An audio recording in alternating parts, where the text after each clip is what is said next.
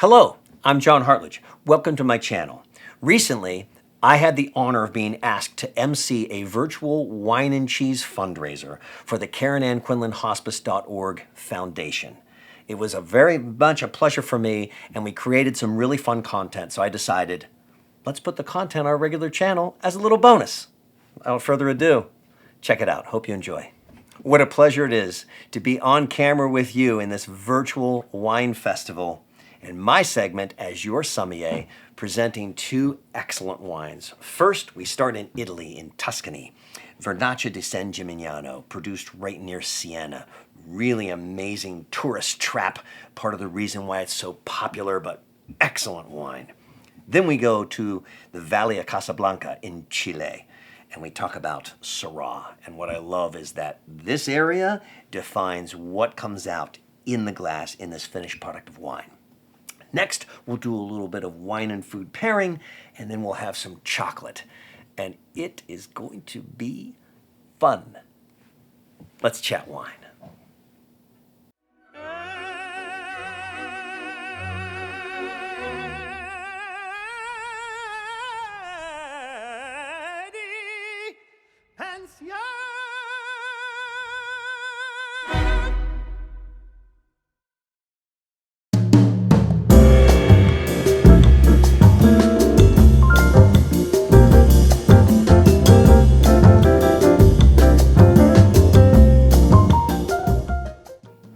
Okay, first test. Let's pronounce this.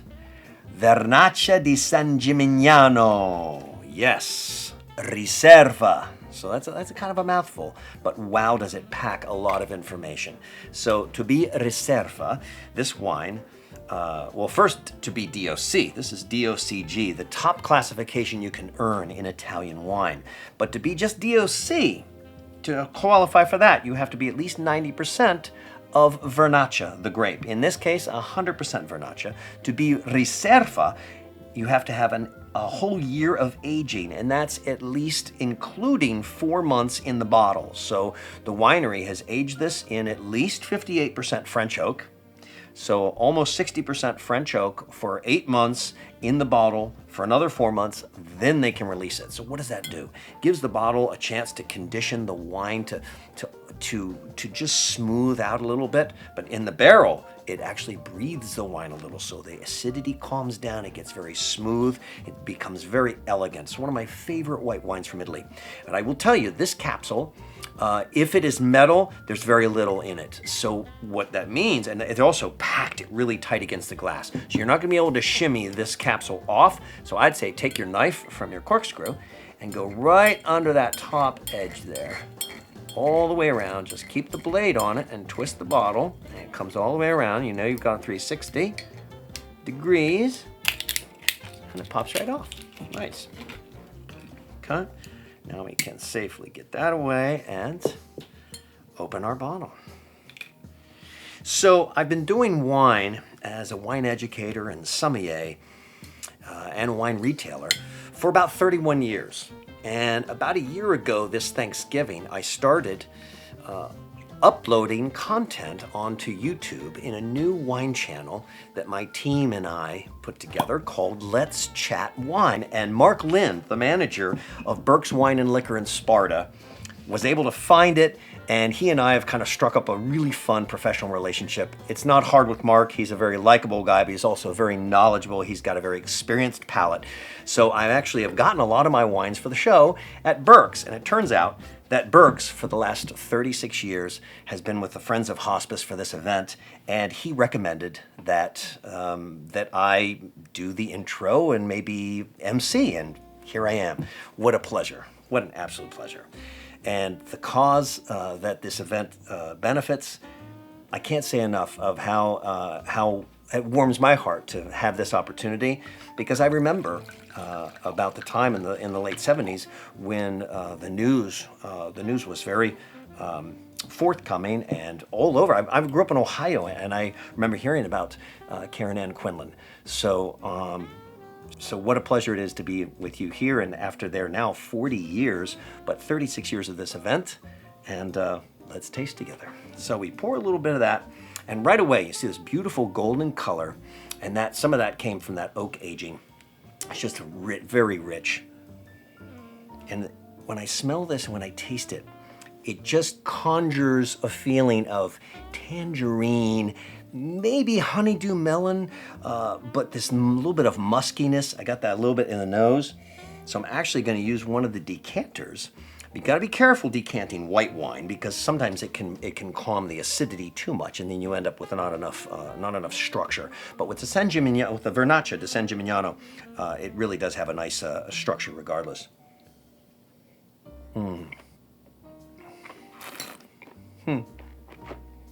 Now me, when I taste, I use a spit bucket.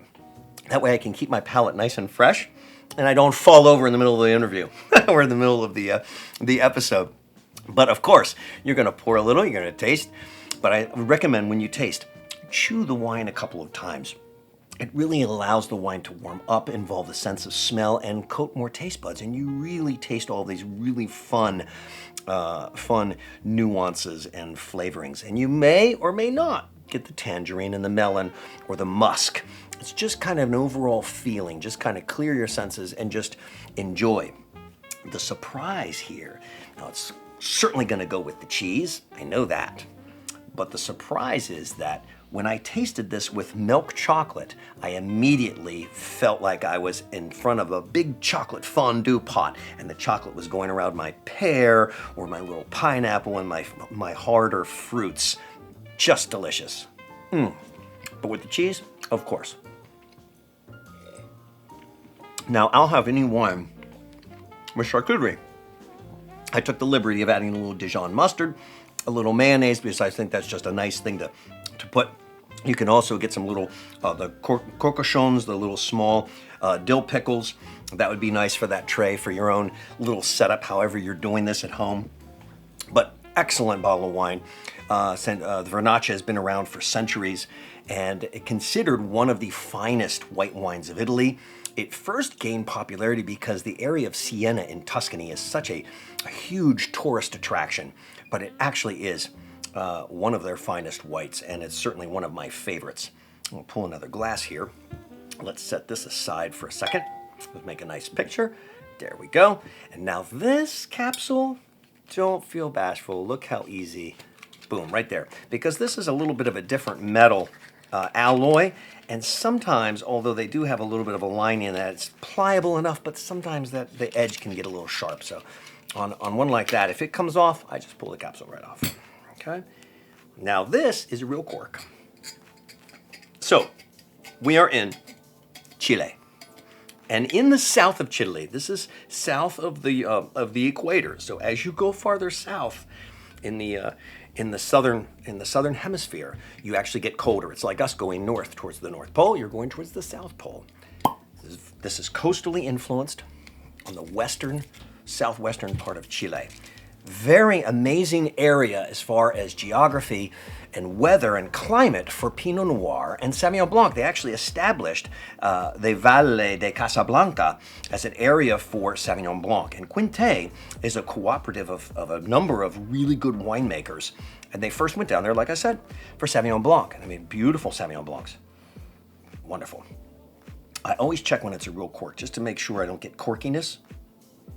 No, neutral. Just maybe a little bit of a hint of dark grape that's starting to come out. But anyway, in a cool region like that, my first thought was, it's probably not going to be over 14%. And sure enough, 13.5% alcohol by volume. Now, in an area where you would have really high heat and shorter growing season, but very ripe fruit, you may get to with a Syrah to 14.5%. Think of Shiraz, it's the same grape. The Shiraz from Australia typically is 14% and above, and you expect a jamminess, a big black fruit. When I see 13.5% or 13%, I expect more of a northern Rhone, maybe Saint-Joseph area, southeast France. A little more cooler climate approach, and it's exactly what I got when I opened this cork. Fabulous food wine, and we are definitely going to decant it.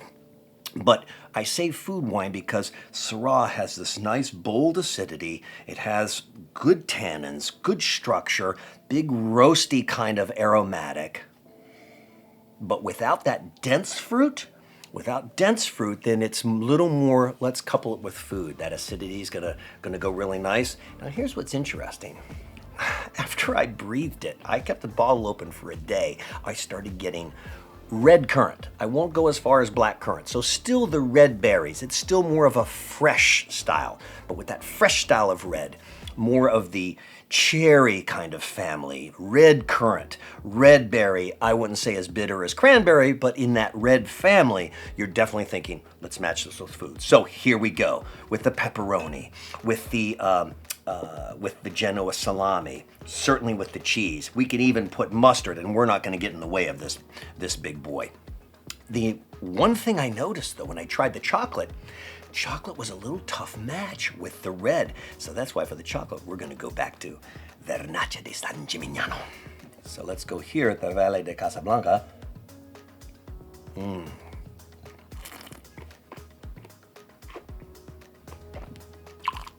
have to say, even smoother right out of the bottle than the first bottle I had tasted.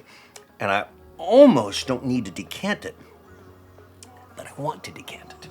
So, because I really love using these devices, they incorporate Bernoulli's principle, and it's something that I just love. From the old science experiments in 7th and 8th grade, when you'd have the water coming through the hose and you'd have one little hole and you would evacuate a vessel, because as this liquid goes through, it actually pulls in, because the inertia of liquid moving through those slots pulls air into it. So what do you do by pulling air? You oxidize it, just like you would do with a decanter. On a nice tilt, pour a little wine in, do a little swirl. So let's do this. Here comes Bernoulli's principle. Whoa, hello. Okay, I've got a nice filter just in case there's sediment. Here we go. Oh, that sound. You hear that goose goose sound? Yes, that's air being infused into the wine, basically aging the bottle before we serve it. And like I say, you can do with that. Now, let's taste the difference. It brings out a little bit of smokiness in the nose. I'm getting currant. I can't believe how much that fruit has come out in this. Black pepper, a little spice, a little currant. I didn't spit this one, notice that? I really love Syrah. It's one of my favorite grapes. So if I were to put just a little piece of salami on the palate, yeah, it's very mild. Okay, so salami, Dijon, yes, and maybe a little toastette to cleanse the palate. The mustard, Dijon style mustard, with the salami. Let's see. Oh, it's just kind of come together. It's just really, really quite nice.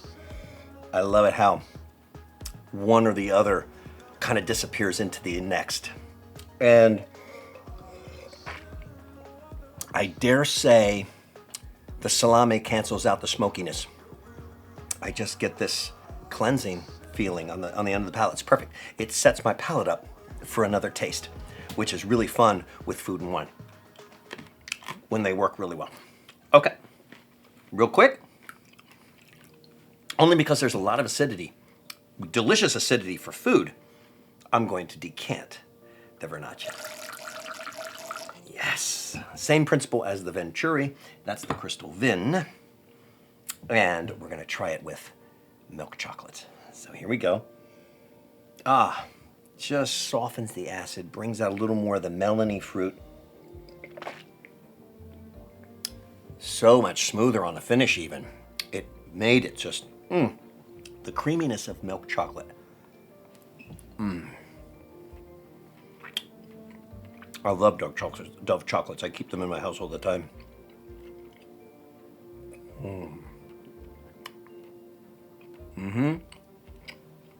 I'm at the fondue pot right now. In my brain, I'm at the fondue pot. I just took my pear, I put it under the chocolate, and I said, let's do a melon too. Honeydew melon. So good. Now here,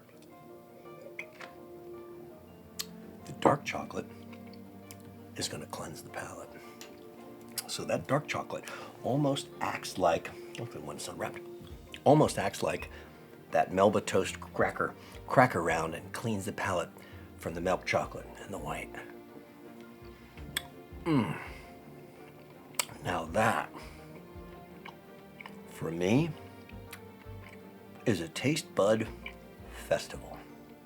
In closing, let me offer a heartfelt thanks to Burke's Wine and Liquor in Sparta, the Karen Ann Quinlan Hospice Foundation, and of course, Julia and John Quinlan for their continued dedication to the foundation and its goals. Of course, all the event sponsors, without whom we would not be able to make this happen. Remember, place your bids in the online auction because in a little while, we're going to announce the auction winners later in this event. If you enjoyed this content, I invite you to visit my YouTube channel, Let's Chat Wine, and let's have another virtual taste. Cheers.